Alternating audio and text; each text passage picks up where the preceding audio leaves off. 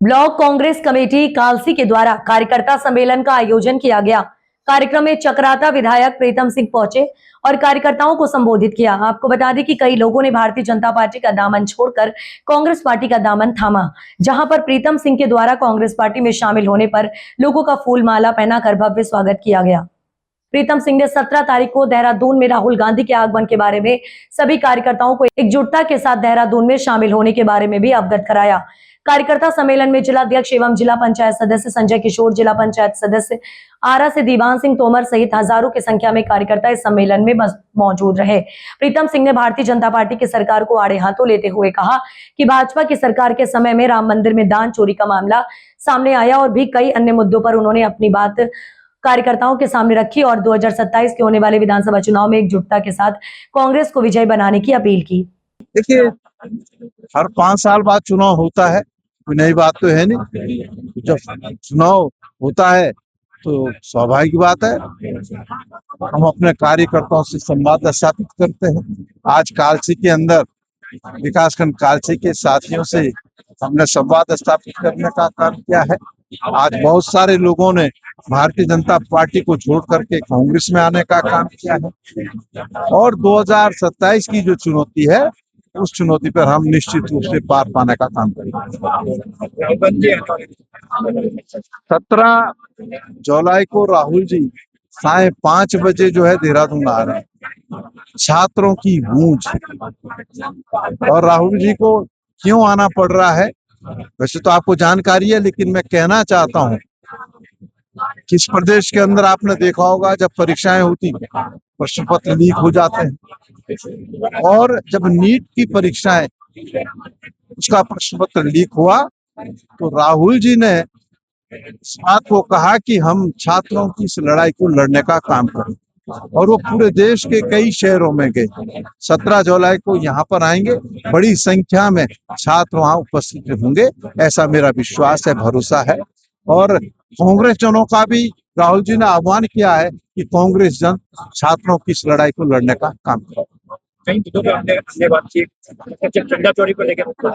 भाई मैंने थोड़ी की, प्रीतम सिंह कह रहे हो तो FIR हो जाती मेरे खिलाफ। अब तक तो मैंने नहीं कही, हाथ कांगन को आरसी क्या, पढ़े लिखे को फारसी क्या। जब ये लोग मंदिर निर्माण के लिए अयोध्या के अक्षत चावल बांट रहे थे तो सबको इन्होंने जो है इस बात के लिए प्रेरित किया कि आप चंदा देने का काम करें। जिसकी जितनी क्षमता थी उन्हें चंदा दिया। ये चंदा सिर्फ उत्तराखंड नहीं, पूरे देश और दुनिया से आया, और अभी तक मंदिर निर्माण में कितना व्यय हुआ उसका हिसाब नहीं दिया है।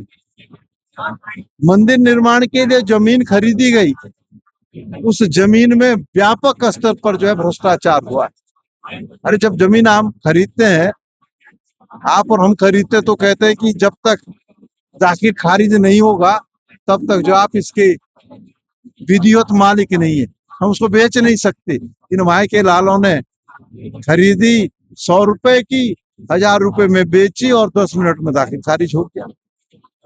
उसमें भी भ्रष्टाचार।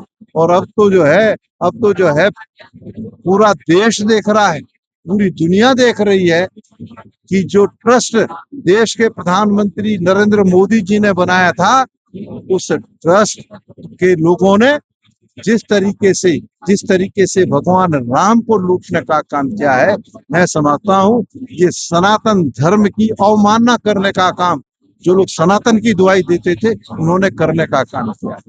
और देश देख रहा है, उत्तराखंड के लोग देख रहे हैं। बद्रीनाथ में क्या हुआ वो भी आपके सामने, केदारनाथ में सोना कहाँ गया ये भी आपके सामने है। कोई जवाब सत्ता में बैठे लोगों के पास नहीं है। इसलिए ये हम जो है लोगों के बीच जा रहे हैं और लोग भी इस बात को कह रहे हैं कि हाँ, जो चंदा चोर है अब के उनको सबक सिखाना।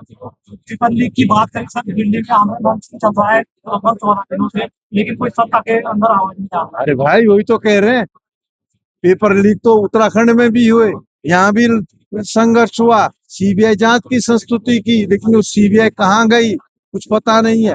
दिल्ली के अंदर नीट का पेपर लीक हुआ, उसमें भी लोग जो है अनशन पर बैठे हैं, लेकिन सरकार सुध नहीं ले रही है। अरे जो मंत्री है उसमें इतनी नैतिकता भी नहीं है, देश के प्रधानमंत्री में भी इतनी नैतिकता नहीं है कि वो उस मंत्री का त्याग पत्र लिख मौज कर रहे हैं।